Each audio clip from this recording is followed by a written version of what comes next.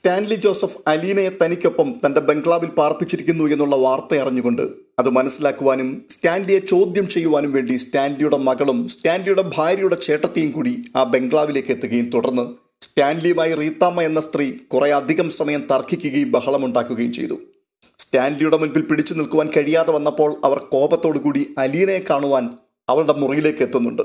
തുടർന്ന് പരുഷമായ വാക്കുകളിൽ അലീനയെ ഭീഷണിപ്പെടുത്തുകയും പോകുവാൻ ഇറങ്ങുമ്പോൾ അലീനയ്ക്ക് അവർ 3 മാസത്തെ സമയം നൽകുകയും ചെയ്തു. 3 മാസത്തിനുള്ളിൽ അലീനയെ ആ ബംഗ്ലാവിൽ നിന്നും കെട്ടുകെട്ടിക്കും എന്നുള്ള ശപഥമെടുത്തിട്ടാണ് റീത്താമ്മ സ്റ്റാൻലിയുടെ മകൾ ടാനിയയും കൂട്ടി മടങ്ങിപ്പോയത്. തിരികെ എത്തിയതിനു ശേഷം റീത്താമ്മ ഫോൺ വിളിച്ചറിയിച്ചതിനനുസരിച്ച് സഹോദരന്മാരിൽ 3 പേർ എത്തിക്കഴിഞ്ഞു. ഏലിയാസ്, സ്റ്റീഫൻ, അച്ചൻകുഞ്ഞ് എന്നിവർ. ഇനി സേവിച്ചൻ കൂടി വരാനുണ്ട്. അയാൾ ഉടനെ എത്തിച്ചേരുകയും ചെയ്യും. എൽസമ്മയുടെ വീട്ടിലാണ് എല്ലാവരും സംഘം ചേർന്നിരിക്കുന്നത്. റീത്താമ്മ ഇതിനകം താൻ കുളത്തുപ്പുഴ പോയി സ്റ്റാൻലിയെ കണ്ടതിന്റെ ദൃക്സാക്ഷി വിവരണം അവരുടെ മുൻപിൽ പറഞ്ഞും കഴിഞ്ഞു. റീത്താമ്മയുടെ മക്കളും എൽസമ്മയുടെ മക്കളും കുടുംബസഭയിൽ സന്നിഹിതരായിട്ടുണ്ട്. ഒരു ഓട്ടോറിക്ഷ വീടിന്റെ മുറ്റത്തേക്ക് ആ സമയത്ത് വന്നു നിൽക്കുന്നു. സേവിച്ചൻ അതിൽ നിന്നും ഇറങ്ങുകയാണ്. ഓട്ടോ ചാർജ് കൊടുത്തതിന് ശേഷം അയാൾ വീട്ടിനുള്ളിലേക്ക് കയറി വന്നു. സേവിച്ചൻ താമസിച്ചു വന്നതിന്റെ പരിഭവം മറച്ചു വെക്കാതെ സ്റ്റീഫൻ പറയുകയാണ്, നീ ഇതുവരെ എവിടെയായിരുന്നടാ? ഞങ്ങളൊക്കെ എത്ര നേരമായി ഇവിടെ വന്നിട്ട്? എനിക്ക് നിങ്ങളെപ്പോലെ കാറും ജീപ്പും ഹെലികോപ്റ്ററും ഒന്നുമില്ല. വിളിച്ചുടനെ പറന്നിങ്ങി വരാൻ. ആഹാ, അത് ശരി. നിന്റെ ഹെലികോപ്റ്റർ എവിടെ പോയി? ഞങ്ങൾക്ക് തന്നതുപോലെ അപ്പച്ചൻ നിനക്ക് ഒരെണ്ണം മേടിച്ചു തന്നിരുന്നില്ലേ?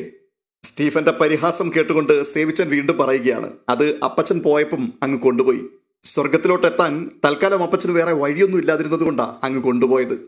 ഞങ്ങൾക്കൊക്കെ തന്നിരുന്നത് പോലെ തുല്യമായ ഒരു ഓഹരി നിനക്കും തന്നിരുന്നില്ലേ എന്നാണ് സ്റ്റീഫൻ ചോദിച്ചതിന്റെ വ്യംഗ്യാർത്ഥം.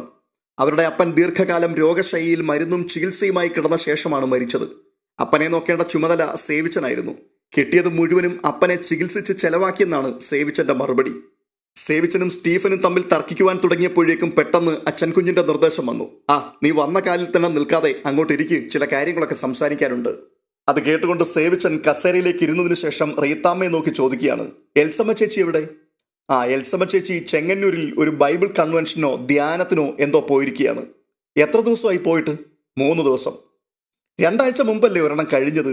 പിന്നെയും ബൈബിൾ കൺവെൻഷൻ എന്ന് പറഞ്ഞ് പോയിരിക്കുകയാണോ? അപ്പോൾ അച്ചൻകുഞ്ഞിന്റെ കമന്റ്, അവൾക്ക് ഇത് തന്നെയല്ലേ ജ്വരം. നാട്ടിൽ എവിടെ കരിസ്മാറ്റിക് ധ്യാനം നടക്കുന്നുണ്ടെന്ന് അവളോട് ചോദിച്ചാൽ മതി, കാണാപ്പാടം അല്ലേ? അപ്പോൾ സേവിച്ചൻ ധാർമ്മിക രോഷത്തോടു കൂടി റീത്താമ്മയോട് പറയുകയാണ്, ഈ പിള്ളേരെ ഇവിടെ ഇട്ടിട്ട് ഇങ്ങനെ നാട് നീളെ ധ്യാനവും പ്രാർത്ഥനയുമായിട്ട് നടക്കരുതെന്ന് റീത്താമ്മ ചേച്ചിക്ക് ഒന്ന് പറഞ്ഞുകൂടെ? ഞാൻ പറയാഞ്ഞിട്ടാണോടാ? അവളുടെ ഒരു ചെവി കൂടി അത് കയറി മറ്റേ ചെവിയിൽ കൂടി അങ്ങ് ഇറങ്ങിപ്പോകും. പിന്നെ അവളെയും കുറ്റം പറഞ്ഞിട്ട് കാര്യമൊന്നുമില്ല.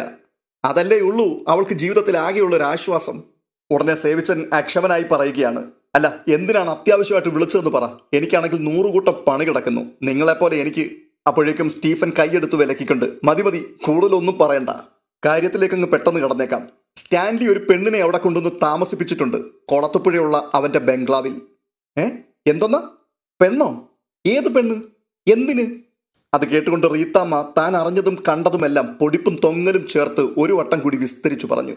അതോടെ സഹോദരന്മാരുടെ എല്ലാവരുടെയും മുഖത്ത് വല്ലാത്തൊരു ഗൗരവമായി. തെമ്മാടിത്തരമല്ലേ അവൻ കാണിക്കുന്നത്? ചോദിക്കാനും പറയാനും ആളില്ലെന്നുള്ള ഹുങ്കല്ലേ ഇതിന്റെ പിറകിൽ? അത് അച്ചൻകുഞ്ഞിന്റെ രോഷപ്രഖ്യാപനമായിരുന്നു. അയാളാണ് ആ കൂട്ടത്തിൽ മൂത്തയാൾ. അപ്പോൾ സ്റ്റീഫൻ എന്തു ചെയ്യാൻ പറ്റുമെന്നാണ് ആലോചിക്കേണ്ടത്. ഇവിടെ വട്ടം കൂടിയിരുന്ന് സ്റ്റാൻലിയെ ചീത്ത പറഞ്ഞതുകൊണ്ട് യാതൊരു കാര്യവുമില്ല. നമ്മളെല്ലാവരും കൂടി ഒന്നിച്ചവിടെ ചെല്ലണം. അവനെ വിളിച്ച് ഇതിവിടെ നടപ്പില്ല എന്ന് തറപ്പിച്ചു പറയണം. അപ്പോൾ റീത്താമ്മ വീണ്ടും തർക്കിക്കുകയാണ്, അങ്ങനെ ചെയ്തതുകൊണ്ട് എന്താ ഫലം? അവിടെ ചെന്നാൽ അവന്റെ മുമ്പിൽ പഞ്ചപുച്ഛമടക്കി നിന്നു വേണം സംസാരിക്കാൻ. ദേഷ്യം വന്നാൽ നമ്മൾ വല്ലതുമൊക്കെ പറഞ്ഞു പോകും. കടക്ക് പുറത്തതും പറഞ്ഞ് അവൻ അവിടുന്ന് നമ്മളെ ഇറക്കി വിടുകയും ചെയ്യും. ഇത്രയും കാലത്തിനിടയിൽ അവന്റെ നേരെ നിന്ന് 4 വർത്തമാനം പറയാനുള്ള ചുണ ഈ 4 ആങ്ങളമാർക്കും ഉണ്ടായിട്ടില്ലല്ലോ. അത് കേട്ടുകൊണ്ട് ഏലിയാസ് പറയുക, റീത്താമ്മ ചേച്ചി ചുമ്മാ ഒന്നും അറിയാത്തതുപോലെ സംസാരിക്കല്ലേ. കൊല്ലാനും തിന്നാനും മടിക്കാത്ത പട്ടികൾ എത്ര എണ്ണം അവിടെ ഉള്ളത്. സ്റ്റാൻലി ഒന്ന് വിരൽ ജൊടിച്ചാൽ മതി. പണ്ട് അച്ചൻകുഞ്ഞേട്ടനും സ്റ്റീഫൻ ചായനും കൂടി ചേർന്ന് ചീത്ത പറഞ്ഞപ്പോഴത്തെ അനുഭവം നിങ്ങൾക്കറിയാലോ. റിവോൾവർ എടുത്ത് ചങ്കിന് നേരെ ചൂണ്ടിപ്പിടിച്ച് 10 മിനിറ്റ് നേരമാണ് നിർത്തിയത്. ശ്വാസം പോലും വിടാൻ സമ്മതിക്കാതെ അച്ചൻകുഞ്ഞേട്ടൻ അന്ന് പേടിച്ച് 2 ആഴ്ച പനിച്ചു കിടന്നു. റിവോൾവറൊക്കെ ഞാൻ നോക്കിയാലും ഉണ്ടാവൂടാ, പക്ഷേ ഞാനത് എടുത്താൽ പിന്നെ കൊന്നിട്ടേ തിരിച്ചു പോരൂ. സ്റ്റീഫൻ ഉൾപ്പകയോടുകൂടി പറയുകയാണ്. അപ്പോൾ അച്ചൻകുഞ്ഞിന്റെ അഭിപ്രായം, ആദ്യം നമ്മളെല്ലാവരും കൂടി ചെന്ന് അവനോടൊന്ന് സംസാരിക്കാം. കാണിക്കുന്നത് തെണ്ടിത്തരമാണെന്ന് മാന്യമായ ഭാഷയിൽ സ്റ്റാൻലിയോട് പറയാം. ഒരു കാരണവശാലും നമ്മളത് സമ്മതിച്ചു കൊടുക്കില്ലെന്ന് അവനെ ബോധ്യപ്പെടുത്തണം. ഉടനെ വീണ്ടും സ്റ്റീഫൻ തിരക്കുകയാണ്, അത് അവന്റെ മകൾ തന്നെയാണോ? എവിടുന്ന് കിട്ടിയ ആ പെണ്ണിനെ അവന്? റീത്താമ്മ ചേച്ചി അത് ചോദിച്ചില്ലേ അവനോട്? പിന്നെ ഞാൻ ചോദിക്കാതെ പോരുവോ? 24 കൊല്ലം മുമ്പ് അവൻ ഏതോ പെണ്ണുമായിട്ട് അടുപ്പമുണ്ടായിരുന്നു അത്രേ. കല്യാണം കഴിക്കാൻ പറ്റിയില്ല, പക്ഷെ ബാക്കി കാര്യങ്ങളെല്ലാം ഭംഗിയായി നടന്നു.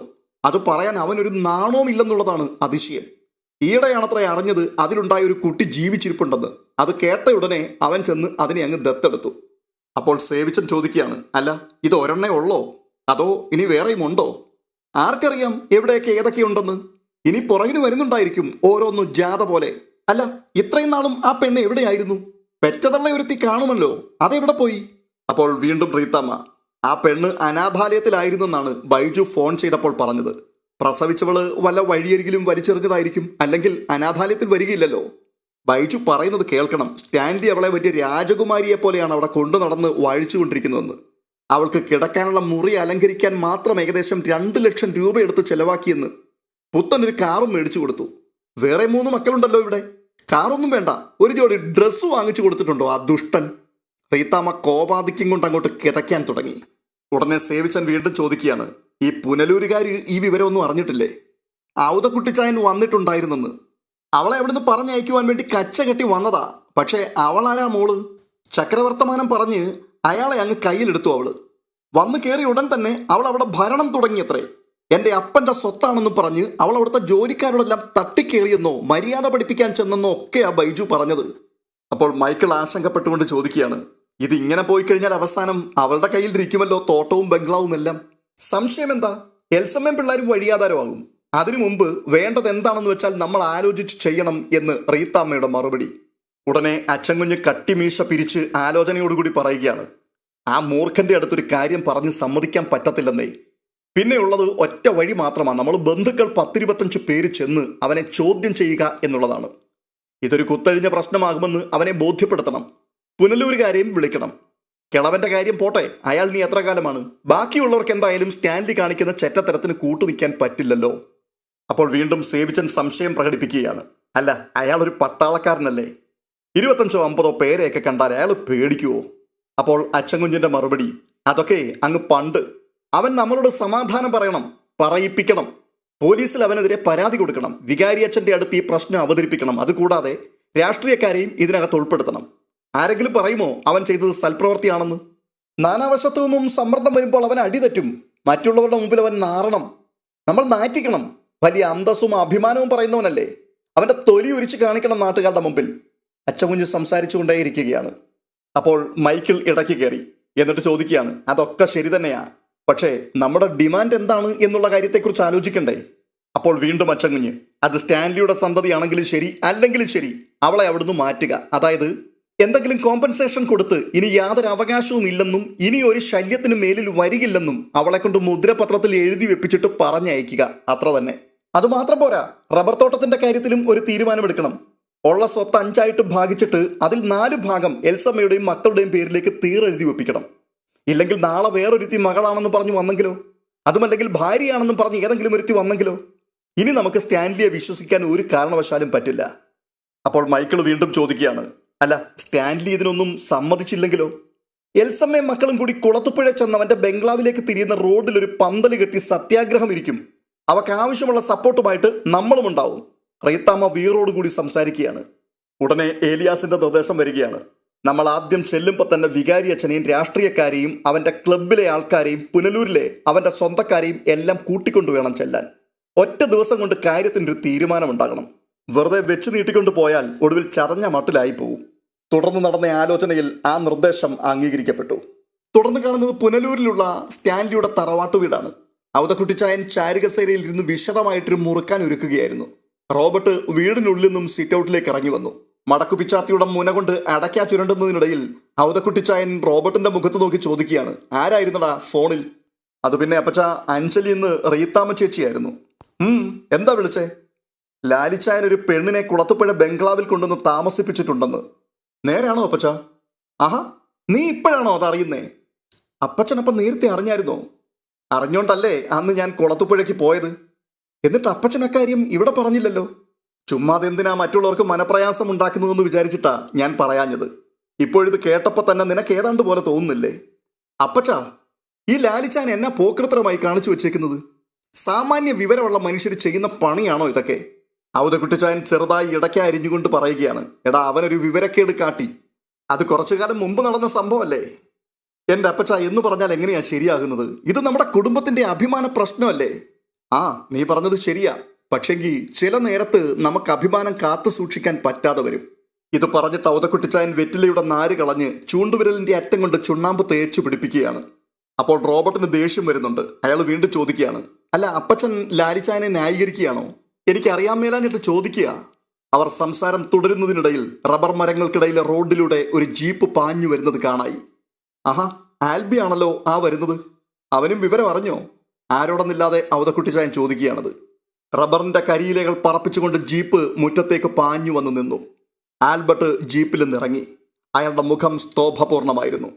അപ്പച്ചാ, ഞാനൊരു വിവരം. ഔതക്കുട്ടിച്ചായൻ പെട്ടെന്ന് കൈപൊക്കി വിലക്കി. പറയണ്ട, മനസ്സിലായി. ലാലിച്ചന്റെ ഒരു മോള് അവന്റെ കൂടെ കുളത്തുപ്പുഴ വീട്ടിൽ താമസിക്കുവാൻ വന്നിട്ടുണ്ട്. അവന്റെ കല്യാണത്തിന് മുമ്പ് ഒരു കയ്യബദ്ധം സംഭവിച്ചതാ. ഒരനാഥ മന്ദിരത്തിലായിരുന്നു അവൾ കഴിഞ്ഞ 23 വർഷക്കാലം. ഇപ്പോഴാ ലാലിച്ചൻ ഈ കാര്യങ്ങളൊക്കെ അറിയുന്നത്. അറിഞ്ഞ ഉടൻ തന്നെ അവൻ പോയി ആ പെങ്കൊച്ചിനെ കൂട്ടിക്കൊണ്ടങ്ങ് പോയി. ആഹാ, അത് ശരി. ലാലിച്ചായനോട് അപ്പച്ചന് ചോദിക്കാമായിരുന്നില്ലേ ഇങ്ങനൊരു നാണം കെട്ട ഏർപ്പാടിന് പോകേണ്ടിയിരുന്നോ എന്ന്? ഇതിന്റെ ഒരു കുറവേ ഉണ്ടായിരുന്നുള്ളൂ ഈ കുടുംബത്തിന്. സത്യം പറയാലോ, ഞാൻ ചോദിക്കാൻ ചെന്നതാടാ. ആ പെങ്കൊച്ചിന്റെ മുഖത്തോട്ട് നോക്കിയപ്പോൾ പിന്നെ എനിക്ക് ഒന്നും ചോദിക്കാൻ തോന്നിയില്ല. ലാലിച്ചന്റെ മോളെന്ന് പറഞ്ഞാൽ പോരാ, നല്ല അസല് മോള്. ഇത്രയും കാലം അനാഥ മന്ദിരത്തിൽ കിടന്ന് കഷ്ടപ്പെട്ടതല്ലേ? ഇനി അവൾ കുറച്ചു കാലം അപ്പന്റെ കൂടെ ജീവിക്കട്ടടാ സുഖമായിട്ട്. അപ്പച്ചനും അവൾക്ക് സൈഡ് നിൽക്കുകയാണോ? എടാ, അതങ്ങനെ പറ്റത്തുള്ളൂ. അവളെ പരിചയപ്പെട്ട് കഴിഞ്ഞാൽ നമ്മൾ പിന്നെ അവളുടെ സൈഡാ. എന്റെ സ്ഥാനത്ത് ഈ പറയുന്ന നീ ആയാലും റോബിച്ചനായാലും അവളെ കക്ഷി ചേർക്കും. എൻ്റെ അപ്പച്ചൻ ഇത് പറയാൻ നാണമില്ലല്ലോ. ലാലിച്ചായൻ്റെ ഒരു തെറ്റുപറ്റിയ തിരുത്തേണ്ട ആളല്ലേ അപ്പച്ചൻ? നാട്ടുകാരറിഞ്ഞാൽ എന്തൊരു മാനക്കേടാണെന്നൊന്ന് ഓർത്തു നോക്കിയേ. ഇങ്ങനൊരു കേസ് വന്നാൽ ഒഴിവാക്കാൻ എന്തെല്ലാം മാർഗങ്ങളുണ്ടായിരുന്നു. എന്നിട്ട് അതൊന്നും ചെയ്യാതെ ഒരുമാതിരി ഛേ. ആൽബർട്ട് ധാർമ്മിക രോഷം കൊണ്ട് ആകെപ്പാടെ അങ്ങ് പുകയുകയാണ്. അത് കണ്ടുകൊണ്ട് ഔതക്കുട്ടിച്ചായൻ അയാളോട് പറയുകയാണ്, ആൽബി ഒരു കാര്യം ചെയ്, ചെന്ന് ലാലിച്ചനോട് പറ കുടുംബത്തിന് അപമാനം വരുത്തി വെക്കല്ലേന്ന്. അതിനുള്ള ധൈര്യം ഉണ്ടോ നിനക്ക്? മുട്ടുവിറയ്ക്കും അവന്റെ മുമ്പിൽ പോയി നിൽക്കാൻ. അയ്യോടെ, അപ്പച്ചനല്ലേ പറയേണ്ടത് ഇതൊക്കെ, ഞങ്ങളാണോ? ഞാൻ പറഞ്ഞ അവൻ കേക്കുവോടാ. ഞാൻ നോക്കിയിട്ട് അവനെ മെരുക്കാൻ പറ്റുന്ന ഒരൊറ്റ ആളേ ഉള്ളൂ. അതാരാണ്? വേറെ ആരുമല്ലടാ, ആ പെങ്കൊച്ചു തന്നെ. അവൾക്ക് അവന്റെ അടുത്ത് യാതൊരു പേടിയുമില്ല. ആ കൊള്ളാം. അല്ല, ഈ ലാലിച്ചാൻ ഇങ്ങനത്തെ ഒരു സെന്റിമെന്റ്സും ഇല്ലാതിരുന്ന ആളായിരുന്നല്ലോ. അതല്ലേടാ എനിക്കും അതിശയം. അവൻ അവളോടൊരു പ്രത്യേക ഇഷ്ടമായിപ്പം. എന്തായാലും ഇത് ഭയങ്കര നാണക്കേട് തന്നെ ആയിപ്പോയി അപ്പച്ച. എൽസമ്മ ചേച്ചിയുടെ വീട്ടുകാർ ലാലിച്ചാരി ഒരു പാഠം പഠിപ്പിക്കുമെന്ന് പറഞ്ഞുകൊണ്ട് നിൽക്കുകയാണ്. പുളിക്കൽക്കാർ ഒട്ടും മോശക്കാരല്ലെന്ന് അപ്പച്ചനും അറിയാലോ. അവരെന്തൊക്കെയോ ആലോചിച്ചു വെച്ചിട്ടുണ്ട്. ഞങ്ങളും ന്യായത്തിന്റെ ഭാഗത്ത് മാത്രമേ നിൽക്കൂ കേട്ടോ. എൽസമ്മ ചേച്ചിയും മക്കളും ജീവനോടിരിക്കുമ്പോൾ മകളാണെന്നും പറഞ്ഞ് ഏതോ ഒരുത്തിയെ വിളിച്ചുകൊണ്ട് വന്ന് ആരോടും പറയാതെ കൂടെ താമസിപ്പിച്ചിരിക്കുകയല്ലേ. അത് അങ്ങേയറ്റത്തെ ചെറ്റത്തരമാ. ആ, ഇതൊന്നും തൽക്കാലം എന്നോട് പറഞ്ഞിട്ട് യാതൊരു കാര്യവുമില്ല. നീ അങ്ങ് കുളത്തുപ്പുഴ ചെന്നിട്ട് സ്റ്റാൻലിയോട് നേരിട്ടങ്ങ് പറയുന്നതാ നല്ലത്. ഇത്രയും പറഞ്ഞിട്ട് ഔതക്കുട്ടിച്ചായൻ അടക്കയും പുകയിലയും ചേർത്ത് ചുരുട്ടിയ വെറ്റില അണപ്പല്ലുകൾക്കിടയിലേക്ക് തിരികെ വെച്ചുകൊണ്ട് തർക്കത്തിൽ നിന്നും വിരമിച്ചു. തുടർന്ന് കാണുന്നത് സ്റ്റാൻലിയുടെ ബംഗ്ലാവിലെ ദൃശ്യങ്ങളാണ്. രാവിലെ ബ്രേക്ക്ഫാസ്റ്റ് കഴിക്കുവാൻ വേണ്ടി ഡൈനിങ് റൂമിലെത്തിയ സ്റ്റാൻലി അലീന വരുവാൻ വേണ്ടി അല്പസമയം കാത്തുനിന്നു. എന്നിട്ടും കാണാഞ്ഞപ്പോൾ ആൻ്റപ്പനെ വരുത്തി അലീനയെ വിളിക്കുവാൻ പറഞ്ഞു. ആൻ്റപ്പൻ പെട്ടെന്ന് തന്നെ തിരിച്ചെത്തി. എന്നിട്ട് പറയുകയാണ്, ഇന്ന് കുഞ്ഞു ഭക്ഷണം വേണ്ടെന്ന് പറഞ്ഞു. എന്തുപറ്റി? ഉപവാസമാണെന്ന്. ഓ, അത് ശരി. തുടർന്ന് സ്റ്റാൻലി കഴിക്കുവാനിരുന്നു. ഒരാൾക്കുള്ള പ്ലേറ്റ് മാത്രമേ തയ്യാറാക്കി വെച്ചിരുന്നുള്ളൂ. പൗലോസിനെ വിളിച്ചു ചോദിച്ചപ്പോൾ തനിക്ക് വേണ്ടി ഭക്ഷണം ഉണ്ടാക്കരുതെന്നും ഉപവാസമാണെന്നും അലീന പറഞ്ഞിരുന്നതായി അയാളും അറിയിച്ചു. പൗലോസിനോട് അപ്പോൾ സ്റ്റാൻലി ചോദിക്കുകയാണ്, അലീന ഇപ്പോൾ കിച്ചണിൽ വന്ന് നിന്റെ ജോലി വല്ലതും തടസ്സപ്പെടുത്താറുണ്ടോടാ? ഇല്ല. പൗലോസ് വളരെ വിനയാന്വിതനായിട്ടാണ് സംസാരിച്ചത്. അപ്പോൾ സ്റ്റാൻലി, അതേതായാലും നന്നായി. പക്ഷേ നീ മര്യാദയ്ക്ക് നിന്നോണം. നന്ദികേട് എൻ്റെ അടുക്കൽ കാണിക്കരുത്. അയ്യോ, ഞാൻ ഒരു നന്ദികേടും കാണിച്ചിട്ടില്ല മുതലാളി. എനിക്ക് മനസ്സിലാകുന്നൊക്കെ ഉണ്ട്. ബ്രേക്ക്ഫാസ്റ്റ് കഴിച്ചതിന് ശേഷം സ്റ്റാൻലി അലീനയുടെ മുറിയിലേക്ക് ചെന്നു. അവൾ മുറിയിലുണ്ടായിരുന്നില്ല. അലീന പ്രാക്കൂടിനരികിലാണെന്ന് ആൻ്റപ്പൻ പറഞ്ഞപ്പോൾ അയാൾ അവിടേക്ക് പോയി. അവൾ പ്രാവുകൾക്ക് തീറ്റ കൊടുക്കുന്ന തിരക്കിലായിരുന്നു. സ്റ്റാൻലി അല്പനേരം അത് നോക്കി അവിടെ നിന്നു. പ്രാവുകൾ ഭയം വെടിഞ്ഞ് അവളുടെ കാൽ ചുവട്ടിൽ നടന്ന് കൊത്തിപ്പെറുക്കി തിന്നുന്നു. അവൾ കുനിഞ്ഞ് അതിലൊരെണ്ണത്തിനെ എടുത്ത് കൈവെള്ളയിൽ വെച്ചിട്ട് മറ്റേ കൈവെള്ളയിൽ തീറ്റ വെച്ചു കൊടുക്കുന്നു. പ്രാവ് അവളുടെ കൈത്തലത്തിൽ നിന്നും ഓരോ തവണ കൊത്തുമ്പോഴും അവൾ ഇക്കിളിയിട്ടതുപോലെ ചിരിക്കുന്നു. തൂവെള്ള ചുരിദാറാണ് അവൾ അണിഞ്ഞിരിക്കുന്നത്. സ്റ്റാൻലി ലോണിലൂടെ നടന്ന് അവളുടെ സമീപത്തെത്തി. സ്റ്റാൻലിയെ കണ്ടുകൊണ്ട് ഒരു പുഞ്ചിരിയോടുകൂടി അലീന, ഗുഡ് മോർണിംഗ് പപ്പ. ആ ഗുഡ് മോർണിംഗ്. നീ എന്താണ് ബ്രേക്ക്ഫാസ്റ്റ് കഴിക്കാതിരുന്നത്? എനിക്ക് ഉപവാസമാണ്. ആഹാ, നീയും ഭക്തിക്കാരിയാണോ? അലീന മുഖം ചെരിച്ച് സ്റ്റാൻലിയെ ഒന്ന് നോക്കി. എൻ്റെ ഉപവാസം ഒരു ലക്ഷ്യത്തിനു വേണ്ടിയാ. അത് കൊള്ളാലോ. എന്താ നിന്റെ ലക്ഷ്യം? ഇവിടെ ഒത്തിരി ഭക്ഷണം വെറുതെ നശിപ്പിച്ച് കളയുന്നുണ്ടല്ലോ. എൻ്റെ ഭക്ഷണ ചെലവും കുറച്ചുകൊണ്ട് ഞാൻ ആ പാപത്തിന് അങ്ങ് പരിഹാരം ചെയ്യാൻ തീരുമാനിച്ചു. ഒന്നിടവിട്ട ദിവസങ്ങളിൽ ഞാൻ ഇനി ഉപവാസമാണ്. പെട്ടെന്ന് സ്റ്റാൻലിയുടെ മുഖഭാവം മാറി.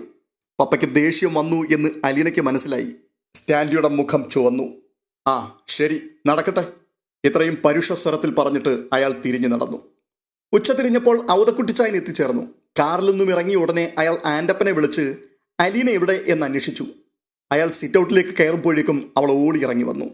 എന്നിട്ട് വലിയ ആഹ്ലാദത്തോടു കൂടി പറയുക, ഞാനിപ്പോൾ വല്യപ്പച്ചൻ്റെ കാര്യം അങ്ങോട്ട് ഓർത്തേ ഉള്ളൂ. ഇവിടുന്ന് പോയിട്ട് ഒരുപാട് ദിവസമായല്ലോ, കണ്ടില്ലല്ലോ, എന്നെ മറന്നോ എന്നൊക്കെ. എവിടായിരുന്നു ഇത്രയും ദിവസം? ദേ ഒറ്റ അടി ഞാൻ അങ്ങോട്ട് വെച്ചു തരും കേട്ടോ. ഇന്നലെ അല്ലേ അടി ഞാൻ ഇവിടുന്ന് പോയത്? ഇത് പറയുമ്പോൾ കപട ഗൗരവത്തിൽ ഔതക്കുട്ടിച്ചായൻ അവളെ അടിക്കുവാൻ വേണ്ടി ഒന്ന് കയ്യുമോങ്ങി. ഓ, ഇന്നലെ ആയിരുന്നു അല്ലേ? ഞാൻ വിചാരിച്ചു 2-3 ദിവസമായെന്ന്. ഔതക്കുട്ടിച്ചായൻ അവളുടെ ചിരിച്ച മുഖത്തേക്ക് വാത്സല്യത്തോടെ നോക്കി നിന്നു. അയ്യോ കയറി വാ ഔതക്കുട്ടിച്ചായ. ഇത് പറഞ്ഞുകൊണ്ട് അയാളുടെ കൈക്ക് പിടിച്ചുകൊണ്ട് അലീന വീടിനുള്ളിലേക്ക് പോയി. ഒരു സോഫയിൽ പിടിച്ചിരുത്തിയിട്ട് അരികെ അവളും ഇരുന്നു. ആ ഇനി പറ, എന്തൊക്കെയുണ്ട് വിശേഷങ്ങൾ? വിശേഷങ്ങൾ ഒത്തിരി ഉണ്ട് മോളെ. ആകെ മൊത്തം കലങ്ങി മറിഞ്ഞിരിക്കുക. നീ ഇവിടെ വന്ന വിവരം ഇനി അറിയാൻ ആരുമില്ല. അയ്യോ, ഭയങ്കര കുഴപ്പമായോ? ആയോന്നോ? ലാലിച്ചൻ്റെ ഭാര്യ വീട്ടിൽ ഭൂകമ്പം നടന്നുകൊണ്ടിരിക്കുകയല്ലേ. പുനലൂര് എൻ്റെ മക്കൾക്ക് ഒട്ടും പിടിച്ചിട്ടില്ല. നിന്റെ അപ്പനുണ്ടല്ലോ കേണൽ സ്റ്റാൻലി, അവനൊരു സിംഹമായതുകൊണ്ടാ അവരെല്ലാം കൂടി പന്തം കൊളുത്തി പടയുമായിട്ട് വന്ന് നിന്നെ ഇവിടുന്ന് ഓടിക്കാതിരിക്കുന്നത്. സിംഹമല്ല വല്യപ്പച്ച, കടുവ. അങ്ങനെയാണ് വല്യപ്പച്ചൻ മുമ്പ് പറഞ്ഞത്. ആ എന്നിട്ട് കേൾക്കട്ടെ, ഭയങ്കര പ്രശ്നമായിരിക്കുകയാണോ ഇപ്പം? എന്തെങ്കിലുമൊക്കെ സംഭവങ്ങൾ നടക്കും മോളെ, അത് തീർച്ചയാ. അയ്യോ, എല്ലാവരും കൂടി വന്ന് നമ്മുടെ കേണലിനെ ഉപദ്രവിക്കുവോ? ഏയ്, അതിനുള്ള ധൈര്യമൊന്നും ഇവിടെ ആർക്കും ഇല്ല. പക്ഷേ നിന്നെ ഇവിടുന്ന് പറിച്ചു മാറ്റാൻ അവർ പഠിച്ച പണി 18 പയറ്റും. ഞാൻ സ്ഥലം വിടേണ്ടി വരുമോ? ആ നമുക്ക് നോക്കാം. ആട്ടെ, ഇവിടെ എന്തൊക്കെയുണ്ട് പുതിയ വിശേഷങ്ങൾ? ആ ഇവിടെ വിശേഷങ്ങളുണ്ട്. ഞാൻ സമരം തുടങ്ങി വല്യപ്പച്ച. സമരോ? എന്തു സമരം? ആ ഉപവാസമാണ്. ഹ, ലാലിച്ചനെതിരെ നീ. അങ്ങനെയാണെങ്കിൽ എൻ്റെ മോള് പട്ടിണി കിടന്ന് ചത്തുപോത്തേ ഉള്ളൂ കേട്ടോ. അങ്ങനെ ചാകാനൊന്നും എനിക്ക് മനസ്സില്ല. അതുകൊണ്ട് ഒന്നിടവിട്ട ദിവസങ്ങളിൽ മാത്രമേ ഞാനിപ്പോൾ ഉപവസിക്കുന്നുള്ളൂ. തോക്കുപിടിച്ച് ശത്രുക്കളോട് യുദ്ധം ചെയ്ത പട്ടാളക്കാരൻ്റെ അടുത്താണോ നിന്റെ ഉപവാസം എന്നൊക്കെ പറഞ്ഞ് ചെല്ലുന്നത്? അവന് വെറും പുല്ല. അപ്പോൾ നീ ഇന്ന് ഭക്ഷണം ഒന്നും കഴിച്ചില്ല അല്ലേ? രാവിലെ ഉച്ചയ്ക്ക് ഒന്നും കഴിച്ചിട്ടില്ലേ മോളെ? ശേ, വെറുതെ അല്ല നിന്റെ മുഖത്തൊരു വാട്ടം. മതി, ഉപവാസമൊക്കെ നിർത്തിയിട്ട് എഴുന്നേറ്റ് വന്ന് വല്ലതും കഴിക്കാൻ നോക്ക്. വന്നേ വന്നേ. ഔതക്കുട്ടിച്ചാൻ പെട്ടെന്ന് ചാടി എഴുന്നേറ്റു. അലീന അയാളുടെ കൈക്ക് പിടിച്ച് വീണ്ടും അവിടേക്ക് ഇരുത്തി. എന്നിട്ട് ചോദിക്കുകയാണ്, നമുക്ക് ഈ കേണലിൻ്റെ മുൻപിൽ ചെന്ന് വെല്ലുവിളിക്കാൻ പറ്റുമോ? തോക്ക് കാണിച്ച് ഭീഷണിപ്പെടുത്തുവാൻ പറ്റുമോ? ഈ വീടിനകത്ത് ഭയങ്കര കലാപം ഉണ്ടാക്കാൻ പറ്റുമോ? ഇല്ലല്ലോ. പിന്നെ ഈ ഒരൊറ്റ വഴി മാത്രമേ ഉള്ളൂ ഞാൻ ചിന്തിച്ചിട്ട്. ഔതക്കുട്ടിച്ചായൻ മ്ലാനവദനായിരുന്നു. വല്യപ്പച്ചൻ എനിക്ക് വാക്ക് തന്നതാണ് എൻ്റെ കൂടെ നിൽക്കാമെന്ന് അലീന ഓർപ്പിച്ചു. എന്നാലും മോളെ, ഇത് കുറെ കടുപ്പമായിപ്പോയി. പട്ടിണി കിടക്കാനൊക്കെ പറഞ്ഞാൽ അതും ആഴ്ചയിൽ 3-4 ദിവസമൊക്കെ. സാരമില്ല വല്യപ്പച്ച, ഞാൻ എന്തോരം പട്ടിണി കിടന്നിട്ടുണ്ടെന്നറിയോ ഓർഫനേജിലായിരുന്നപ്പോൾ. ആ വാക്ക് കേട്ടപ്പോഴേക്കും ഔതക്കുട്ടിച്ചായൻ്റെ ചങ്കിലെവിടെയോ ഒരു മുള്ളു തറച്ചു. വർഷങ്ങൾക്ക് മുൻപ് തൻ്റെ മകൻ സ്നേഹിച്ച പെണ്ണിനെ കല്യാണം കഴിക്കുന്നതിന് തടസ്സമായി നിന്നത് താനാണ് എന്ന് ഔതക്കുട്ടിച്ചായൻ അപ്പോൾ ഓർത്തു. അവൾ പ്രസവിക്കാൻ പോകുന്ന കുഞ്ഞിനെ എന്ത് ചെയ്യണമെന്ന് അന്ന് തിരുവനന്തപുരത്ത് DYSP ആയിരുന്ന രാവുണ്ണിമേനോൻ ചോദിച്ചത് ഇപ്പോഴെന്ന പോലെ ഔതക്കുട്ടിച്ചായൻ ഓർമ്മ വരുന്നുണ്ട്. അന്ന് വളരെ നിസ്സാരമായി രാവുണ്ണിമേനോനോട് ഔതക്കുട്ടിച്ചായൻ പറഞ്ഞത്, നിങ്ങളതിനെ കൊല്ലുകയോ വളർത്തുകയോ ഉപേക്ഷിക്കുകയോ എന്തു വേണമെങ്കിലും ചെയ്തു, പക്ഷേ ഞങ്ങൾക്ക് വേണ്ട എന്നായിരുന്നു. ആ കുഞ്ഞാണ് ഇപ്പോൾ തൻ്റെ മുൻപിൽ നിൽക്കുന്നത്. ഔതക്കുട്ടി സോഫയിൽ നിന്ന് വീണ്ടും എഴുന്നേറ്റു. എന്നിട്ട് പറയുകയാണ്, ഞാൻ ലാലിച്ചനെ ഒന്ന് കണ്ടിട്ട് വരാം. സ്റ്റാൻലി പതിവ് പോലെ മദ്യക്കുപ്പിയുടെ മുൻപിൽ നായ്ക്കളുടെ നടുവിൽ TV കണ്ടുകൊണ്ടിരിക്കുകയാണ്. ഔതക്കുട്ടിച്ചായനെ കണ്ടുകൊണ്ട് അയാൾ തെല്ലൊന്ന് അമ്പരന്നു. അപ്പച്ചൻ പിന്നെ വന്നോ? ഞാൻ അവളോട് പറഞ്ഞിട്ടാ പോയത് ഇനിയും വരുമെന്ന്. ഒരു വാക്കു പറഞ്ഞിട്ട് പോയി കഴിഞ്ഞാൽ പാലിക്കണ്ടേടാ. ഹാ, നന്നായി. അവൾ എനിക്കെതിരെ സമരം തുടങ്ങിയിരിക്കുന്നു, നിരാഹാര സമരം. ആ ഞാൻ അറിഞ്ഞു. അതായത് സ്റ്റാൻലിയെ മര്യാദ പഠിപ്പിച്ചേക്കാമെന്ന്. അപ്പച്ചൻ അവളോടൊന്ന് പറഞ്ഞേക്ക്, സ്റ്റാൻലിയുടെ സുപ്പീരിയേഴ്സ് നോക്കിയിട്ട് സ്റ്റാൻലിയെ പാഠം പഠിപ്പിക്കാൻ പറ്റിയിട്ടില്ല എന്ന്. ഡിസിപ്ലിൻ സ്റ്റാൻലിയാണ് തീരുമാനിക്കുന്നത്, അല്ലാതെ സ്റ്റാൻലിയുടെ മുൻപിൽ ആരും ഡിസിപ്ലിൻ ഉണ്ടാക്കുകയല്ല. തൻ്റെ മകൻ ദേഷ്യത്തിലാണെന്ന് ഔതക്കുട്ടിച്ചാന് ബോധ്യപ്പെട്ടു. ഇനി അടുത്തതായി എന്തു പറയണമെന്നറിയാതെ അവതക്കുട്ടിച്ചായൻ കുഴയുകയാണ്. മഴ തോരും മുൻപേ എന്ന മനോഹരമായ പരമ്പരയിൽ അടുത്തതായി സംഭവിക്കാൻ പോകുന്നത് മനോഹരമായ നിമിഷങ്ങളാണ്, ഗംഭീരമായ ട്വിസ്റ്റുകളാണ്. ആ വിവരണങ്ങൾ മുന്നമേ കൂട്ടി നിങ്ങളിലേക്ക് എത്തേണ്ടതിന് ഇതുവരെയും ഈ ചാനൽ സബ്സ്ക്രൈബ് ചെയ്തിട്ടില്ലാത്തവർ സബ്സ്ക്രൈബ് ചെയ്ത് കൂടെ കൂടുവാനും, ഒപ്പം ഈ വീഡിയോ നിങ്ങൾക്ക് ഇഷ്ടപ്പെട്ടിട്ടുണ്ടെങ്കിൽ ഒന്ന് ലൈക്ക് ചെയ്യുവാനും ഹൈപ്പ് ചെയ്യുവാനും നിങ്ങളുടെ വിലയേറിയ അഭിപ്രായങ്ങൾ കമന്റ് ബോക്സിൽ രേഖപ്പെടുത്തുവാനും മടിക്കരുത്. അടുത്ത വീഡിയോയുമായി വീണ്ടും കാണാം. അതുവരേക്കും ബൈ.